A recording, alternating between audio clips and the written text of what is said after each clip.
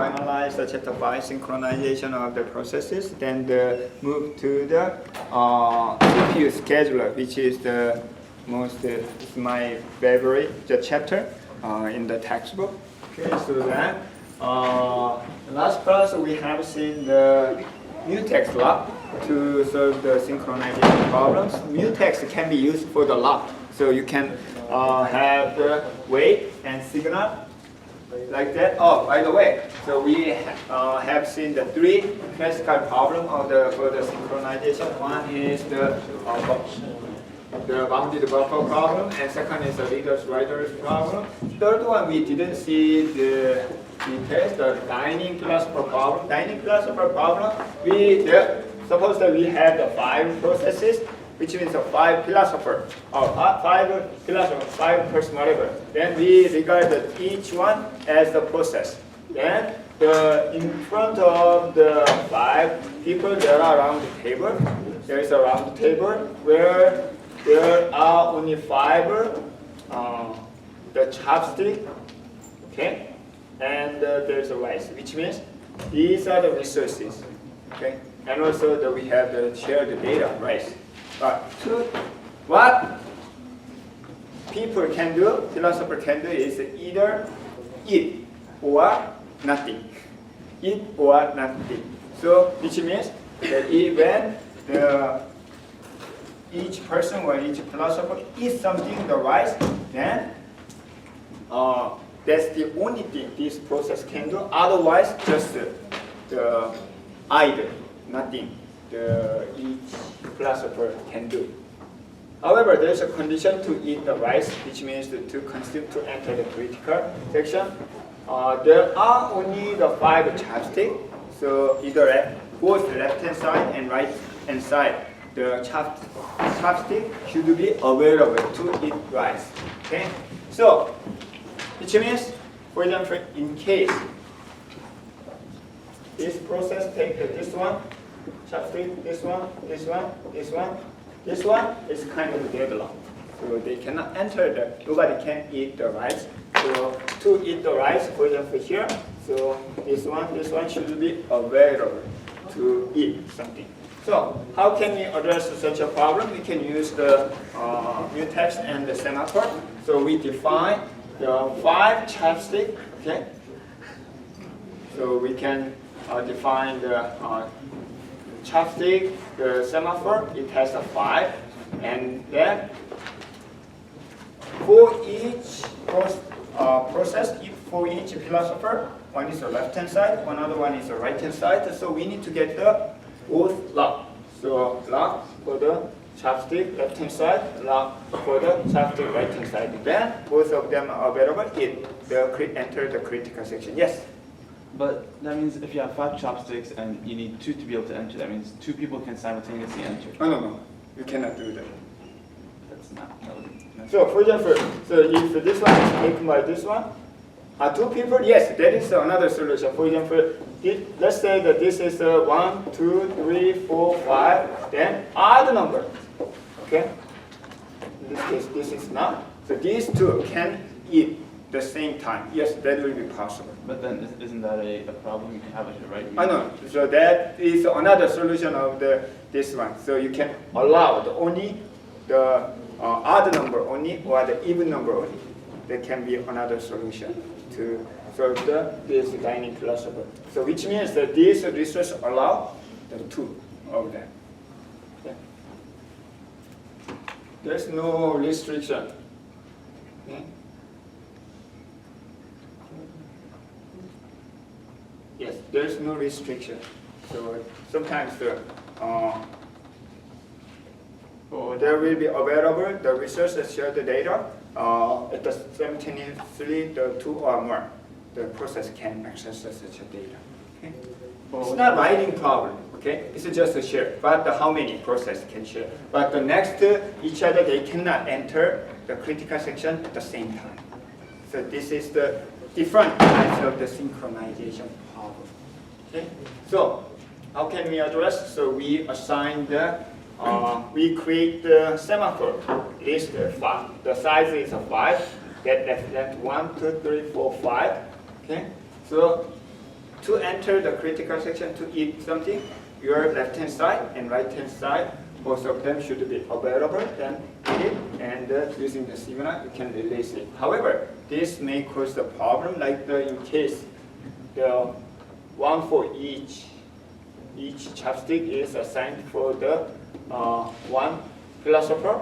It's a deadlock, so they cannot. So we need to address such a problem using we can allow only one philosopher. So this is 2, 3. The rule. So mutex lock is used for whether the philosopher can enter the critical section 1. So once you get the lock, then get the lock of the chopstick left hand side, get the lock for the right hand side, and eat it. Or enter the critical section and release, and you can release them. In this case, only one process can enter critical section, but it's a 2, 3 rule. Okay. We will see the solution, another solution using the monitor that we are going to see today. So when you are using the such a semaphore or mutex lock, that's always should be paired by the wait and signal. So wait is kind of the getting the lock, and signal is the release the lock. However, what if we release the lock first and getting the lock? So or sometimes because of the mistake, it can be wait and wait. This doesn't cause any syntax problem. However, this may cause the problem of to handle the synchronization problem. So, which is very hard to be detected by operating system. So, this frequently happened before until the Windows 95 or 98. So at the time, if you ever use the Windows 95, so from time to time there's a pop-up of the mutex lock or in the memory, something like that. So this, because of this one, it usually happens. So how can we address such issues? So we are going to define the high level, the construct. High level, kind of the object, the abstraction level, that can manage the two operation, wait and signal. Okay, wait and signal. So, for example, the monitor has that manage which process is wait. Get the lock of this one. Whether and also wait. For example, signal cannot be executed without the wait. So it should be always wait first, then signal. The monitor data structure manage the wait and signal operation. And who is invoked such a wait signal? Then check whether this one is the finalized one from time to time. So always it should be fair. Wait and signal should be always the pair. So in terms of user's point of view, we don't have to use the directly wait and signal, or even including operating system. Instead, we are going to use the monitor. Okay. Then this monitor construct manage who invoke such a wait and who invoke the signal, and then take care of this mutex lock. So there are two operations of the wait and signal of the monitor, and that operation will be handled by the monitor structure. And X means it's a queue list of the process that invoke the wait, and Y is the signal. So dining philosopher problem can be solved by using such a monitor also. But we are not going to see the details of it.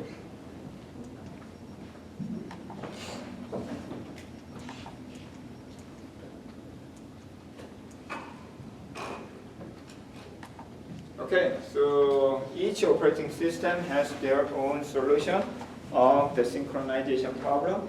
So Solaris, but we are not going to see details of that solution here.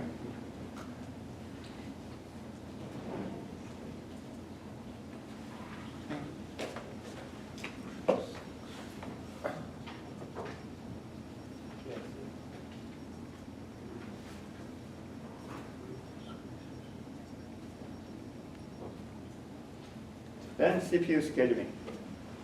So most of the operating system, the algorithm that we are discussing and that we are going to discuss in this class are caused by what? Since we have limited resource in the computer system, but there are many processes. So one of the main job of the operating system is coordinating such a limited resource and control the resource. So, for example, if we have unlimited resource, actually we don't have to worry about such a complicated algorithm, including the CPU. CPU is one of the most important resource type that process any operation, any instruction, but how many CPU resources you have? Mostly 1 or 2, okay, in the personal computer. In case of the high performance computing, it's a multiple. The processor, so such as the SMP, symmetric massive processor. Okay. However, it's still comparing to the number of processes. It's still very low number of them. Okay. So we cannot dedicate one processor per process. So how can you address that one? Can we add the processor whenever you need? It's not easy. Nowadays, there is a solution of the cloud computing. If you need more resource, you can add a computer using the virtual machine technology. However, mostly we cannot increase the hardware real time. Instead, we want share the computer resource, CPU resource, and maximize the utilization. That is called the CPU scheduling. So using the CPU scheduling, we can increase the degree of multi-programming, which means the number of process running same time. Also, we can maximize the CPU resource utilization. So in this chapter, we will see what is the CPU scheduling and what algorithm we have and how to select the best one from the algorithm. So idea is, do you remember?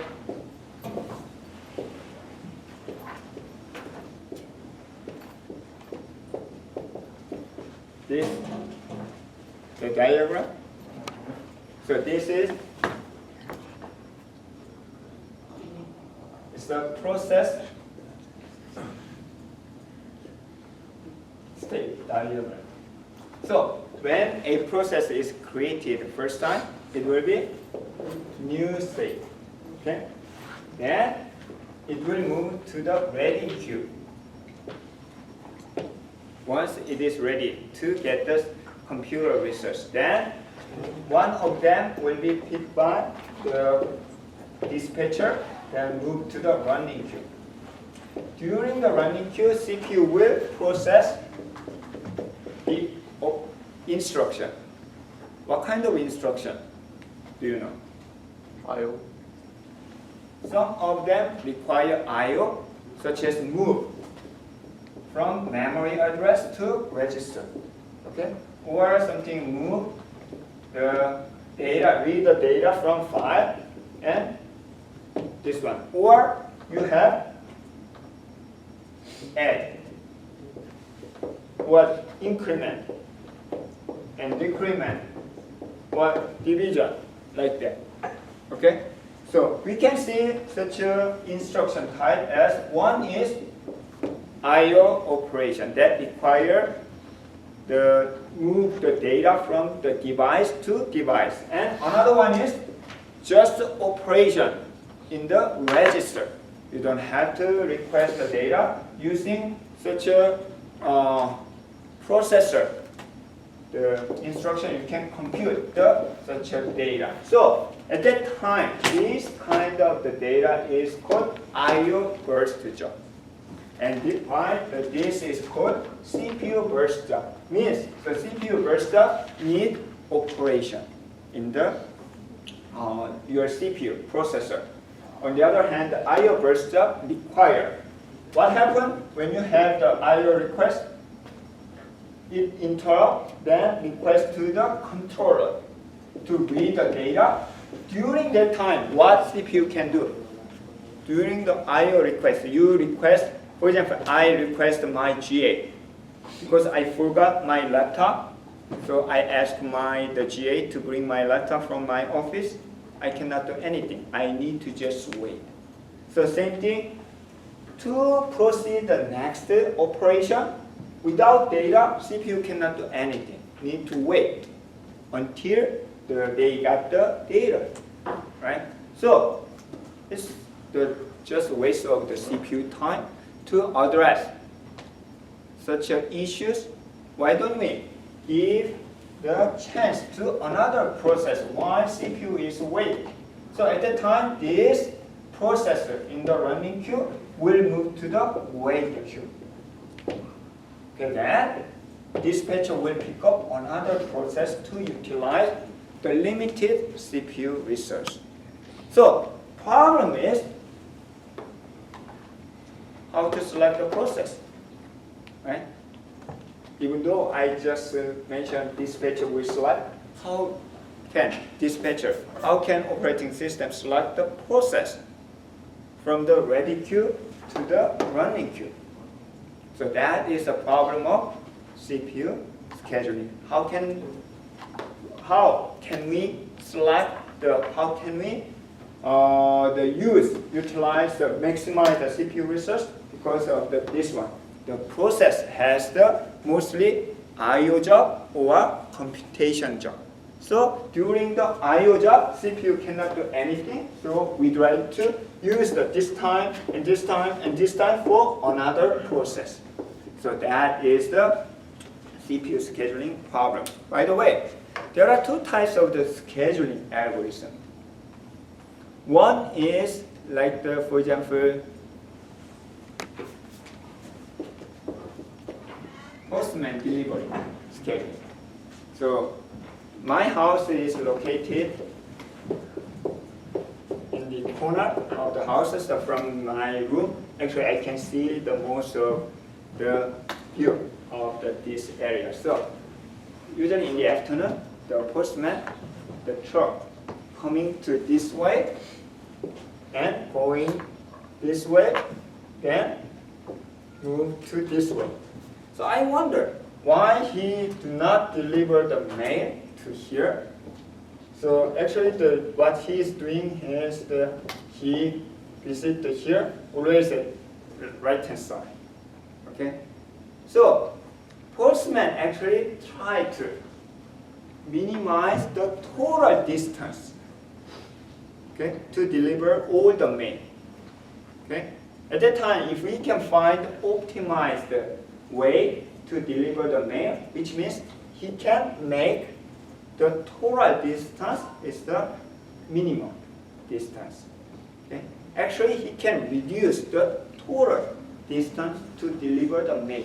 So that is the postman delivery problem. So actually, you can reduce the time by reducing the delivery the route. What about the ticket sale? Ticket sale, so we have the 3,000. The people who want to watch the baseball game in the Fenway Park, so there are 10 ticket booths. So 30,000 people are waiting in front of the ticket booth. So which way is the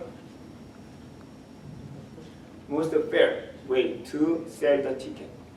If you line up only one line, people will be crazy because it's a very long queue. So you can make the 10 lines and each booth will take care of 2 lines. However, even though you make the different schedule to sell the ticket, how many times they need to sell the ticket? For each booth, So always 6,000. No matter what method you use, there's no way to reduce the number of tickets that they are going to sell.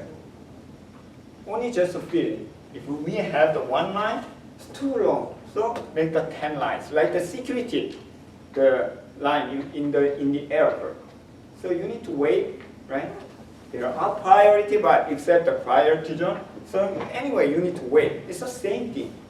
You cannot actually reduce the number of the people. You cannot reduce the number of checks.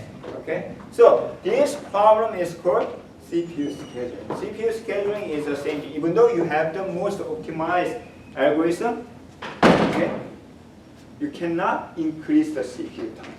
So our goal is not to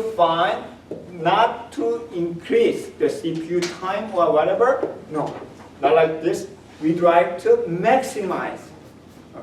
We try to maximize the utilization of the CPU resource. So that is the CPU scheduling algorithm.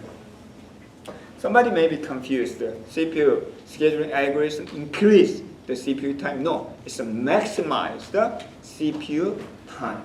Okay. So this slide shows the what is the ideal motivation of the CPU scheduling, because we have a lot of I/O bound job. So why don't we utilize this amount of the I/O job for CPU bounded job? So that is the idea. So then let's say this is a CPU scheduler. Sometimes it's called a dispatcher.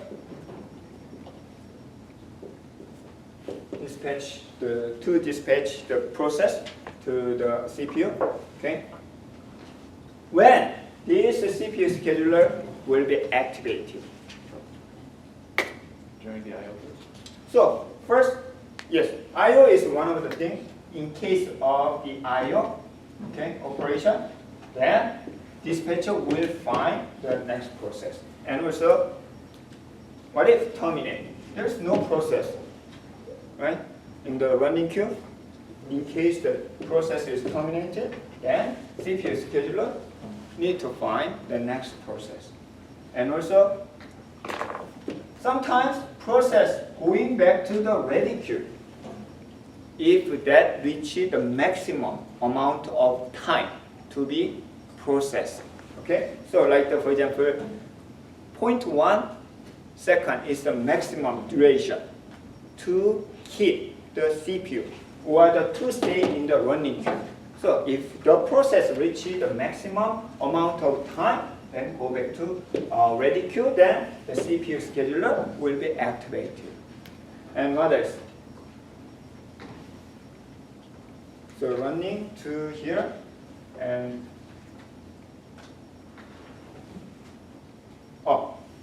what if the process receive the data or interrupt signal from the controller?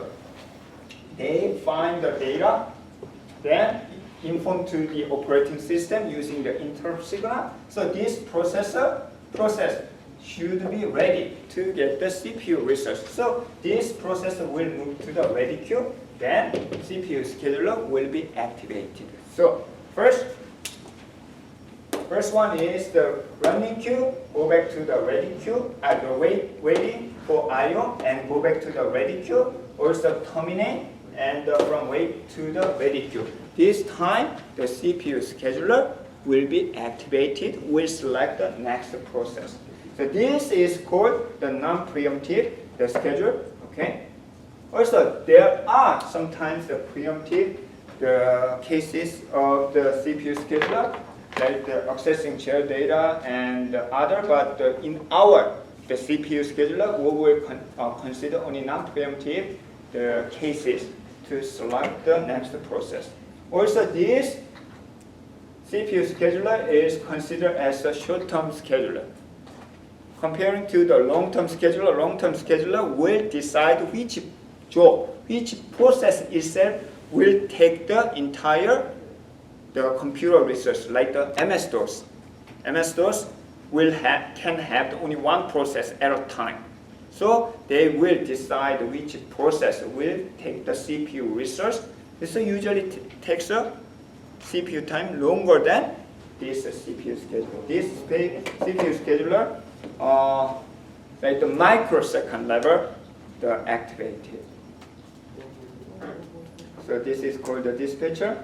Then, when we consider CPU scheduler, we have the different types of the algorithm. So we need to decide what is the best solution.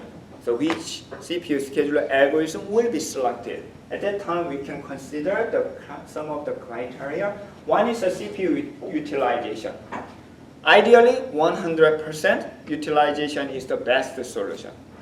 But practically, the 100% means it's something problem because of infinite loop. So as we have seen before, the operating system has dual mode, the user mode and kernel mode. So if one process takes all the CPU resource, there's no chance for the kernel thread to take the CPU resource. So but ideally 100% is the best the scheduler in terms of the CPU utilization. Throughput is the how many processes are completed. In case of batch job, this is a good criteria to judge which algorithm is good for better than others. Okay. Then turnaround time is the throughput, the more is the better, right? So then turnaround time is total amount of time, the start to end, how long it takes. Then if we have the multiple process, we can average. So average total turnaround time can be criteria to judge which process is better. Waiting time. So because we share the limited CPU resource, some of the process need to wait, okay, to get the CPU resource. So we will sum up the total amount of time to wait for CPU resource, that is called the waiting time. Then average in case multiple processes. The longer is the better? No, definitely waiting time. The shorter is the better algorithm. Okay. What about the response time? What is the response time? What is the difference from turnaround time? So response time is the time it takes to get from the queue to the CPU, Mm-hmm. and turnaround time would be how long it sits in the CPU. Yes. For example, you wanna make a reservation to meet the advisor. So email the last night, and usually Professor Lee responds 1 week later. Okay.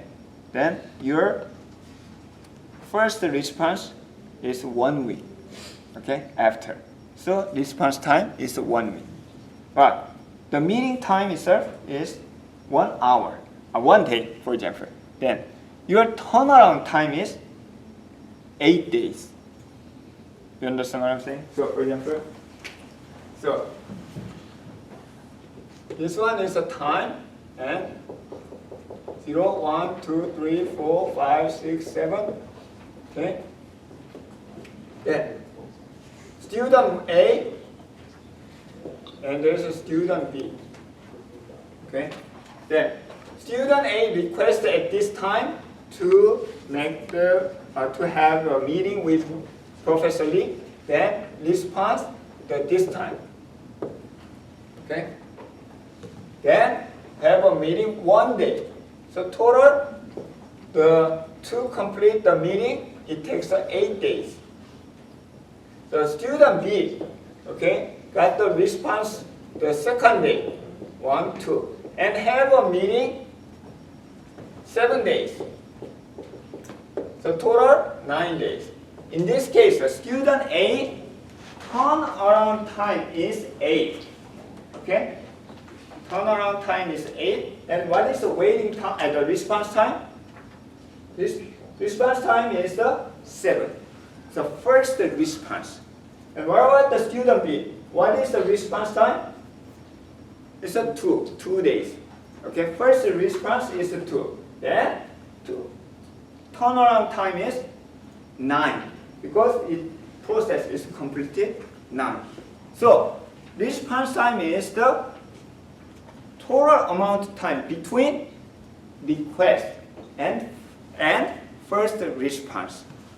When the response time is important, which case? Online transaction processing, such as also web interface, web application. So there's a saying, if the first response of your web server is longer than 7 seconds, the customer will leave your website, the pages. So even though your web page has a lot of contents, so it takes a long time, but it's better idea you respond the first header or text data first. Then, even though it takes a time to transfer all your content, it may be okay. While the user is receiving your data, then user can read and or utilize your content. Same thing. So response time is also very important, especially for online transaction processing or CPU scheduling. The CPU, we don't want the many process are waiting, okay, to get the CPU resource. Instead, when they enter the ready queue, then they need to get the quickly response, which means they get the CPU resource, even though it takes a longer time to be completed. Okay, that is the throughput. So throughput is usually used for the criteria for the batch processing. While the response time is a good indication to judge which one is better for online transaction processing. Okay? So this is the total amount of time until the first response. So we are going to use this criteria to judge which CPU scheduling algorithm is better than others. This is the how to understand such a criteria. Definitely the minimum response time is better. Okay. Then finally the CPU scheduling algorithm. So we have the number of process in the queue, process 1, process 2, process 3 in the queue. This is enter, this is a queue. Input and output. What is the most simple and naive way to select a process? Also fair. First come, first serve. So first come, first serve is simple, but used most of operating system algorithm. So this is the first algorithm that we are going to see. First come, first serve. The process will be selected as a running queue. So that is the first come, first serve. Problem? Priority. Wait for the Priority? other second process have to wait for the first process completion. Yes, you need to wait anyway. So for example, first process takes 1 year. We have the 100 more process waiting for the CPU resource behind first process, but the rest of the process takes 0.1 second. It's not fair, right? Because of that process. So sometimes very short process, short amount of time will be hidden by the very long running process. So first come, first serve only consider what? When process is entered to the ready queue. So what if we consider the size of process, amount of time that required for to be completion. So that is called shortest job first, not alive time. Okay, that makes sense. Problem? So if once the process enter the running queue, their remaining time will be reduced gradually, right? However, shortest job first will consider the initial amount of time. So why don't you consider remaining job? That is called shortest remaining time first. Still, there might be processes or there are students who definitely meet Professor Lee to get the signature of your continuing the semester or whatever, or to get the scholarship. So sometimes you urgently need to meet the Professor Lee. So why don't we consider the explicitly priority? Okay, that is a priority scheduling. Even these are not fair. Why don't we give the exact same amount of time for each student? Same thing, exact amount of time. So like the 5 milliseconds per process, then round robin pattern. So that is a round robin, the scheduling algorithm. Okay, then sometimes not all. There's no scheduling algorithm that can address all the issues, the problem. So why don't we consider the multiples? Multiple of that is called the multi-level queue, and enhance the multi-level queue is the multi-level feedback queue. That's it. Everybody can understand? So we are done. Can you explain what multi-level feedback is? So we are going to see one by one from now on. But before we start, I think that I ignore his question or answer. That we consider what? Priority, right? Actually, all of these the scheduling algorithms are based on priority. Does it make sense? The problem is different types of priority. What is the priority of first come, first serve? Arrival time is the priority. Okay? Earlier, the more important. What about the shortest job? Amount of size of the process is the priority. The bigger, the higher the priority. Remaining is the same thing. Remaining job, remaining size is the priority. Priority scheduling is definitely the priority. Round robin. It's the order of the process and round robin. So then everything, any scheduling algorithm are based on the priority based, but different types of priority. So we will see the one by one from the first come, first serve. Okay? First come, first serve the scheduling algorithm. From now on, we are going to use such a process list. Process list include process ID and arrival time and CPU burst time. Burst time means how much do you need to complete this process. Let's say this is a 24 millisecond. 24 seconds, as long as you are using the same unit, so it's okay. But we are not going to use a specific unit, but it's mostly the millisecond level. So in this case, process 1 arrive the time 0, then it needs 24 time unit. Okay? So process 2 arrive the time 1, it needs 3 time slot to be completed. Process 3 arrive time 2, and it will be completed after 3 time slot. So to solve the problem of first come, first serve, we are going to use the Gantt chart. Gantt chart is nothing but the bar chart along the time. The height or width is not very important. Only timeline, then we divide the timeline and assign the chunk of the process time to the process. So this is the Gantt chart. So we are going to use the Gantt chart. Also, even though it's not mentioned in the slide, when this is a simple case, so we are going to start from the simple case.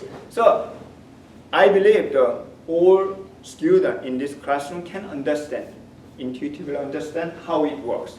However, if we have the 10 processes and the more complicated, the process list is not easy to understand which one is the first, which one is the last. So please maintain first PCB. What is a PCB? Process control block. It doesn't have to be fully organized PCB, only required information, such as what? Process ID and arrival time, also burst time, CPU time, like that. Okay? Why don't you manage such a minimum information about the process with the PCB? Another one is maintain ready queue. Anyway, our main job of the scheduler is to select one process from the ready queue. Okay? So in this case, it's simple. So I'm going to explain how it works. But when you have the 5, 6, 10, 100 processes and also different order, it's always confusing. So two things, PCB and ready queue should be managed in your program or in your hand, so whatever. So I will show you how we can manage such a data. So in this case, we have the 3 processes. So this is a Gantt chart from time 0, 5, 10, 15, and so on. So first, process 1 is alive, time 0. Okay, so current time is 0. And the process 1 is the arrival time 0 and CPU burst time is 24. This is a PCB of P1. And in the ready queue, let's say this is a ready queue, input and output. This is the current status of ready queue at time 0. Okay? So there is a process in the ready queue, so dispatcher scheduler will be activated. We need to select one process to the running queue. This is a running queue. Which one will be selected? We have only one process, right? So P1 is selected. So P1 is selected. Okay? Then until when? P1 will be completed. Okay? There are 2 options. Okay? One is a preemptive, another one is non-preemptive. Preemptive, the scheduling means so it can be stopped in the middle. Okay? So it can be stopped, then go back to the ready queue, then will be selected by the scheduler again. So that is a preemptive. Non-preemptive means once it starts, it should be terminated. It will not be stopped, interrupt in the middle of the process. That's the non-preemptive case. So first come, first serve is the non-preemptive case, which means once this one is selected, it will be completed. So time 0, yes, it's okay. Then while P1 is running, P2 is entered when time 1. Arrival time is 1, remaining CPU burst time is 3. Still it's running. Why? Because in first come, first serve, the process will take the CPU resource until completed. Then at time 2, process 3 alive, so arrival time and CPU burst time is 3. Okay? So it's running. So P1 is taking the CPU resource and 20, 24.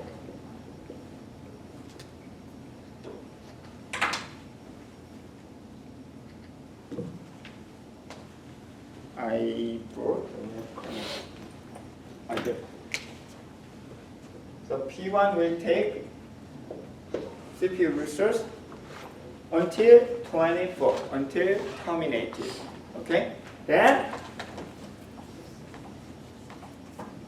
this one, P1, will be terminated. What about the scheduler? Scheduler will be active because one of the option, one of the cases is the when process is terminated, CPU scheduler will be activated. So this one will be CPU scheduler will be activated, and right now it's the time 24. Which one will be selected? This is our priority.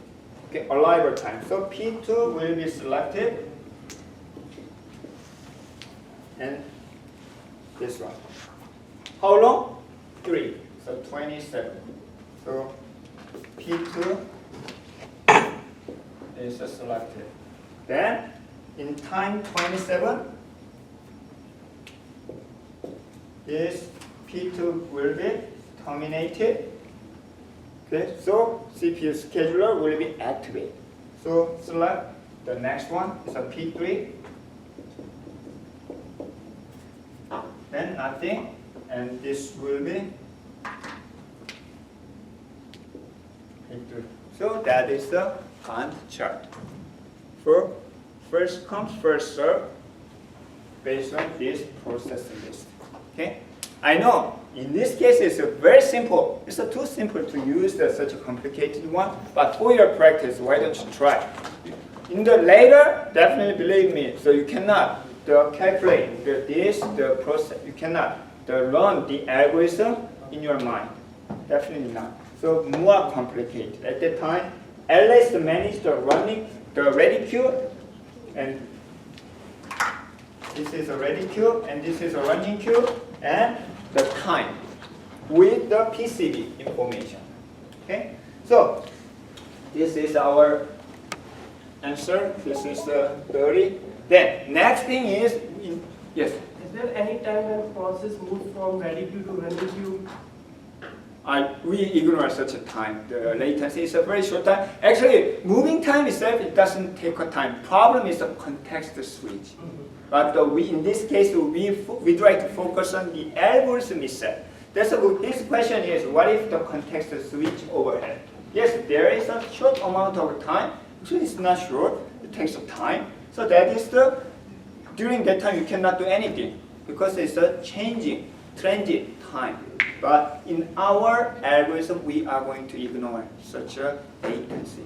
Okay? But in real life system, you definitely need to consider the context switch. If we have more than one processor, then how this CPU scheduling will work? How long means how often or the? How often? If, for example, we have 4 processors. So that's of course a good question to decide. CPU,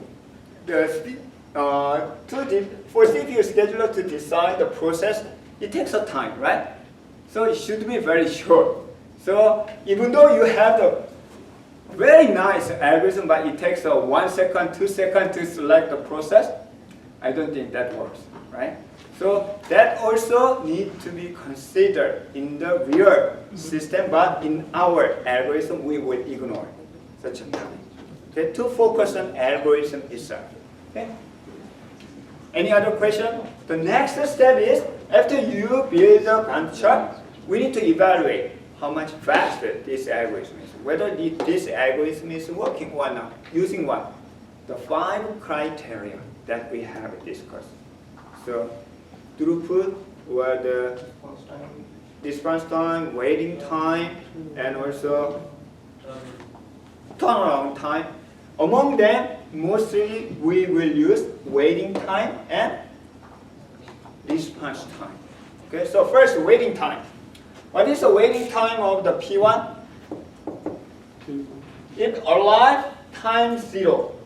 It wait nothing. So waiting time is 0. What about the process 2? It arrive time 1. It wait total 23 seconds. Why? Because 24 minus 1. P3, it arrived to, it is still 27, which means 27 minus 2 is a 25. So average is a 48 divided by 3. So it's the average waiting time is the 16. Okay. What about response time? response time is the same as waiting time in this case. Why? Because it's a non-preemptive case. There is no waiting time in the middle of processing. So beginning waiting time at the beginning is the all waiting time in first come first serve. So this one is for the response time also. Okay, in first come first serve only. So this is the very basic algorithm. So this one simple but not practically used because of the problem of the, let's see, that's the convoy effect. Why don't we change, okay, the order of the process, which means the process to arrive time 0, okay? Then P1 arrive time 2, which means from this process list, we change the order P1 and P3. Why? Because of P1, even though P2 and P3 need only 3 seconds, 3 time slot, and arrive earlier, just 1 time slot after P1. Because of the P1, because P1 is running 24 longer than this one, their waiting time and response time is too long. So what if we change the order, the P1 and P3, then we'll draw the Gantt chart again.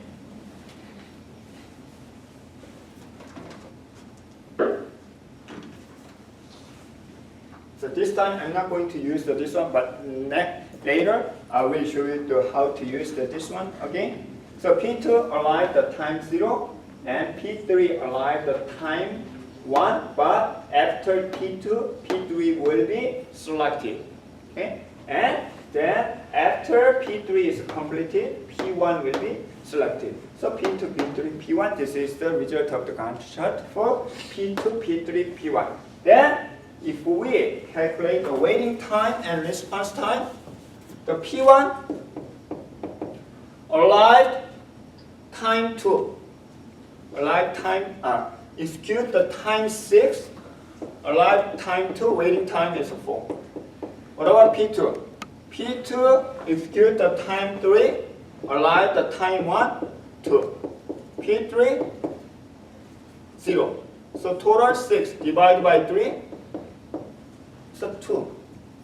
The last one, 16. By changing the order of P1 and P3, it's a huge reduce. So that is called the convoy effect. So first come first serve. If we consider how much complexity of the algorithm, so very simple. So which means it doesn't take the time to execute the CPU scheduler. However, because of the convoy effect, sometimes because of huge job or the long running job, the small job will be hidden. Then that causes the delay of the system. Okay, so that is the first come first serve. So how to address that problem? Why don't we consider amount of job instead of the arrival time?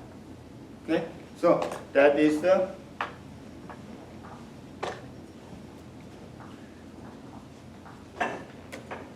a shortest job first. From the ready queue, why don't we select the smallest one, smallest CPU time, CPU burst time, the process. Okay, so let's consider this process list. The P1 arrived at time 0, CPU burst time is the same, I7, and P2, 2, and burst time 4, 3, arrived at time 4 and 1, P4 arrived at 5 and 4. So let's use this one again.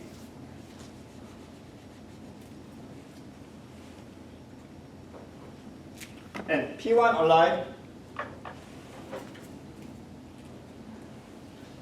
arrived the 0 and CPU burst time is the 7.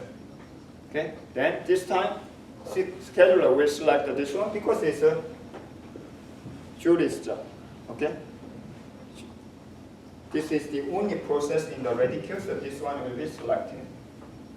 P1, 0, 7. Then that is a time 0, so P1 will be selected. Then this process will take the CPU resource until terminated because it's still non-preemptive, the algorithm. So this is a 10, 20, so 7. So P1 take the resource. However, in the middle of the process of the P1, P2 alive time 2 and CPU burst time 4.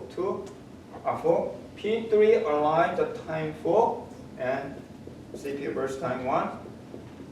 P4 alive the time 5 and CPU burst time 4. So at time 7, this is completed. Okay, terminated. Then CPU scheduler will be activated. Select one of the process. In case of first come first serve, P2 will be selected because the arrival time is the oldest one.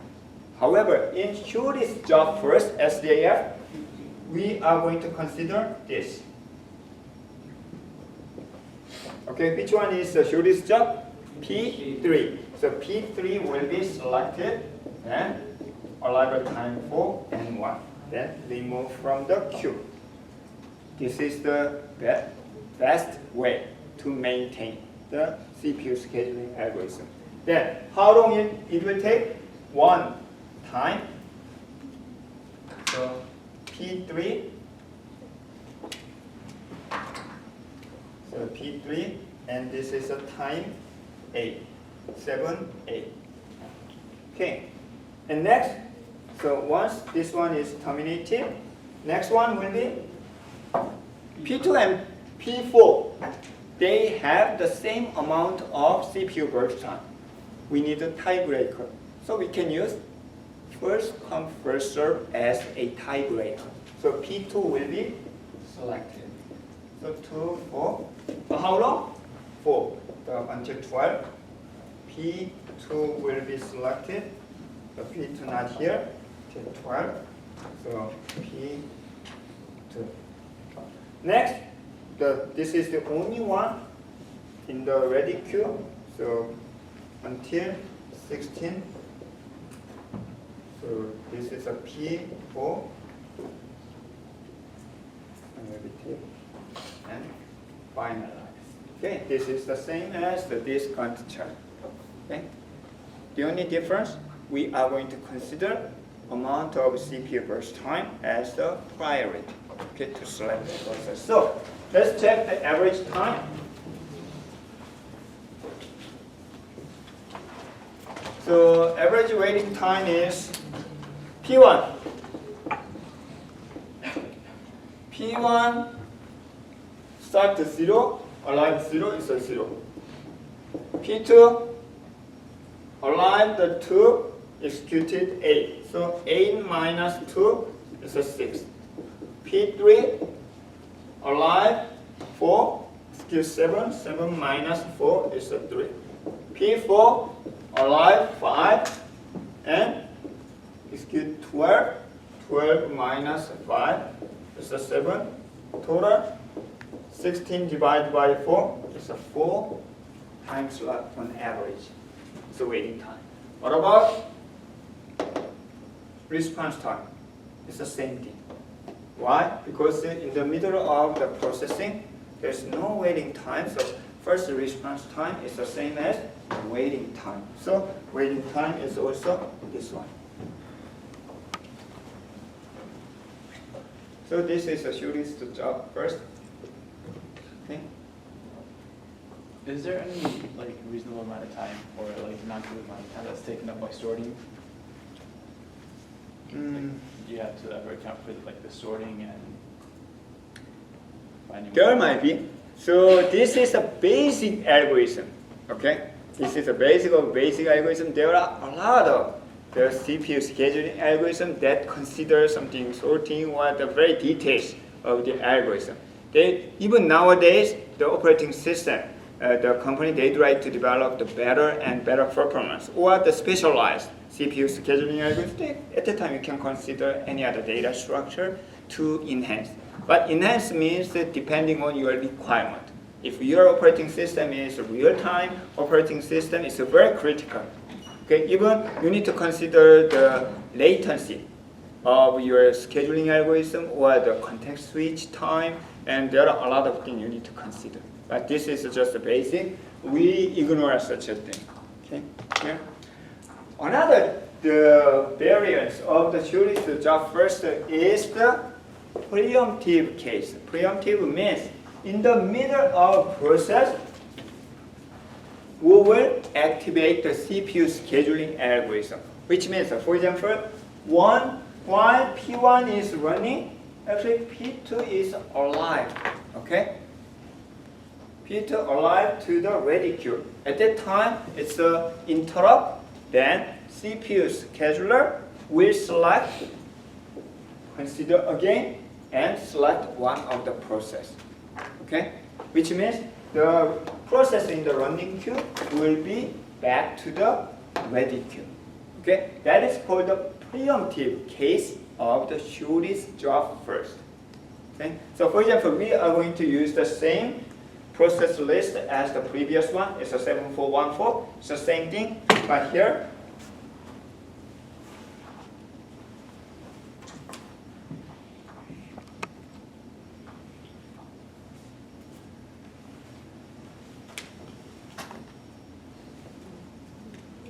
so P1 is alive. So P1 and CPU burst arrival time is CPU burst time is 7, and time 2 P2 alive. Okay, P2 alive.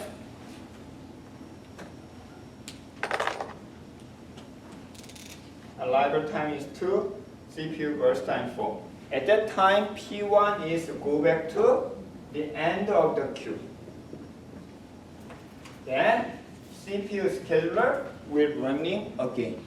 Okay, that is the preemptive. Preemptive means you can actually go back, get back up the process. So P2, P1. This is a P1. Then time 2, we will select the next process using what? CPU burst time. Which one is the small one? So P2 is smallest job, heuristic job. So P2 will be selected. So P2, 2, 4. Then this is the status at time 2. Okay. Then while P2 is running, also you need to manage one more thing here. Remaining time. Okay, you should be able to know when P1 will be completed. So using the remaining time is a 5 in the PCB. So we are going to add one more the value to the PCB. Okay, then this one remaining is the same, but at time 4, P3 is alive. So time 4, P3 alive. This is a 4. P3 is the arrival time is a 4. CPU burst time is 1, and remaining time is 1. Then P2 will be back to ready queue. P2 is ready queue, 2, 4, and how long the P2 was running? So time 2 slot. So remaining time will be 2. So this is the status of the time 4. Okay. Then CPU scheduler need to select the one process which has the smallest job, shortest job. So that is a P3. So P3 will be selected. P3 and 4, 1, 1. Okay. Then at the same time as the P4 alive, P3 will be terminated. So P3 is done at time 5, and 5 is alive. So time 5 and 4, 4, and this is a 5. Okay. Then CPU scheduler will select the small shortest job, that is a P2. So P2, 2, 4, 2. So P2. How long? There is no more process alive. Okay. So P2 will take the 2 time slot until time 7. Okay. So then P2 will be completed. Then this will be 7. Next, the P5. Oops. It's a 4, not 5. The P4 will be selected because it's smaller than the P1. So P4 will take the 4 time slot until 11. This is 11. Then finally, P1 will be completed how long? 5 time slot. So it will be 16. Then completed. So 16. Okay. So this is a different version of shortest job first. At that time, the difference between non-preemptive, this is called the non-preemptive, the shortest job first, and the preemptive shortest job first is not stop. Non-preemptive never stop during the processing. However, the preemptive case, it will be interrupted. Then CPU scheduler will be activated when new process is coming. Okay, so that is the. Also, there is one more thing. I/O burst. Okay, in case of I/O wait, we need to stop and running the CPU scheduler. However, in our algorithm, we are not going to consider I/O burst time because it will be much more complicated. So we will consider only the CPU burst time. Okay? So in this case, let's check the average time. So this is the non-preemptive case. So preemptive case, P1. P1 arrived, time 0, execute is 0, is a 0. Waiting time is different. Right? P1, waiting time is 0. However, from 2 to 11, this time, during that time, P1 is waiting. Because it's a preemptive case, in the middle of the process, there exists the waiting time, that is 11 minus 2, so 9. What about the P2? P2 arrived time 2, so no waiting time here, but during that time, so wait, it's a 5 minus 4, so 1. What about the P3? P3 arrived time 4 and done, no waiting time. P4 arrived at time 5 and executed at time 7, so 7 minus 5 is a 2. So total 12 divided by 4 is a 3 waiting time. So in terms of waiting time, preemptive is better than non-preemptive case. This is a waiting time. What about the response time of the preemptive shortest job first? So P1, what is the response time of the P1 in this case? 0. We don't consider other waiting time. Only the start and execute. First response time. So that is the 0. P2, 2, 2. So 0. P3, 4, 4. 0. P4, 5, 7, 2. So total 2 divided 0.5. In terms of first response time, the response time, preemptive shortest job first is much better. Okay? So that's the different thing. However, if you consider the waiting time is increased, also if you consider the turnaround time, it's the same. okay, total amount of time, maybe the different. So you need to consider the depending on the characteristic of your operating system, you need to find which algorithm is better than others. Okay, so this is the shortest job first. Any question so far?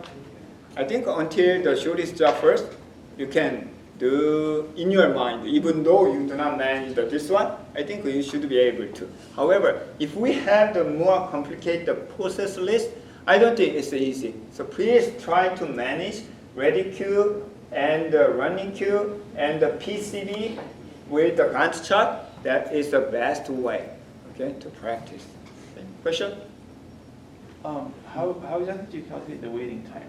Waiting time is the first response time is the start to the first response. That is the waiting. Even though you are waiting in the middle, so we do not consider in the response time. If you consider the waiting time in the middle of the process, like from 2 to 11 for the process 1, you sum up all waiting time. That is the waiting time. Then average by number of processes. Okay. Any other question to move to the next one? Okay, so benefit. So we can have the minimal average waiting time, okay, in the preemptive shortest job first. Okay. Problem. Because we always, whenever we consider the priority-based algorithm, any, not just this one, but any priority-based algorithm, always there is a problem of starvation. What is a starvation problem? If there is a process, or if there is any element that has the lowest priority, it may not have chance to get the resource. That is called the starvation. Okay? So what is the general solution to address such a starvation? Not for this, in general. Aging. Aging means if you stay a day, then escalate the priority. Okay? Then if we wait one more day, escalate. One more day, escalate. Eventually, the element or process will get the highest priority, so you can get the chance to enter or to get the CPU resource. So it's not only for the CPU scheduling, any type of priority-based algorithm has the same problem, starvation. So there are different ways of the solution, but the aging is one of the most popular way. So that the preemptive also priority-based. So if we have the stream of the process like the real operating system, so starvation maybe happen. So you can address that problem using the aging. What about this one? So far, you can see from the first compressor, you can see the CPU burst time. And here, CPU burst time. And also CPU burst time. Does it make sense in real life operating system? In other words, can you guess how long it will take to complete each process? Actually, it's not possible. You can estimate, you can guess how long it takes. Before the process starts, do you guess? You can roughly guess how long it takes, but you don't know exactly how long it takes to be completed, your process, right? Sometimes it takes a long time, sometimes it's quickly, depending on the overall, the performance of your operating system. Okay? So this is just idea in terms of to understand the algorithm itself. It's the ideal case. So problem, hard to estimate. However, there are solutions to estimate. So using the statistical analysis, like the regression technique, linear regression or the other statistical technique, you can guess. There are a lot of such as estimation, guessing, prediction, algorithm. Okay, one of the ways is using the, it's a very simple estimation algorithm. So we are going to consider CPU burst time as the tau, and it will be based on the current and before. Okay, so m plus 1, actually this is m plus 1. So it will be m plus 1 is the next, okay, how long it's a predict value. This prediction will be based on the previous data. Okay, then we are going to adjust this parameter value, alpha value, by, so we guess that this is a 10, but the next real value is a 12. So we adjust the value. So this is the simple prediction algorithm. By using this one, actually we can implement neural networks. Neural network has a lot of these parameter values, and we keep adjusting. We train the parameter value for different neuron. Okay, but in this case, just one, so we can predict. We are not going to see details of that one, but roughly, so you can reasonably guess the CPU burst time. Okay. This is the real value, and this is the real value. This is the estimated one. We can guess. Idea is we are going to using the real value comparing with the using the estimate value comparing to the real value. We adjust the parameter value. Then next algorithm is a priority based. Priority based, we assign for each process in the PCB priority. So highest priority process will be selected. It's so simple. 1 minute. Like this one. This is our process list. We are going to focus on only priority. Which one will be selected? So if they are in the ready queue. So lower is the higher the priority usually, right? So lower priority, the lower priority value, which means the highest priority, will be selected. So there are two options also in this, the priority, preemptive and non-preemptive. Non-preemptive case, once it's selected, will be terminated. And in case of preemptive, whenever new process is alive, we will run the algorithm again and again. Okay? Then we can check this one. Just like the other priority-based algorithm, it has the starvation problem. We can solve that problem using aging. This approach is used in Windows. You can see, why don't you open the task manager, then right-click for each process or application. You can specify high priority, normal, low priority. So Windows use the priority-based scheduling algorithm. Okay, so this is a priority. So next class we will see the rest of the algorithm, including round robin and multi-level queue and multi-level feedback queue algorithm. Then we will see how to understand the result of the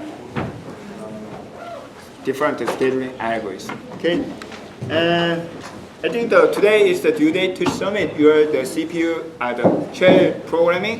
When you submit your source code, you can just submit the source code only .sh file. So I think that you should be able to connect the canvas from your virtual machine. Then you can select the file, your file, to the canvas attachment. That's it. You don't have to submit the screenshot. You don't have to copy and paste. Okay.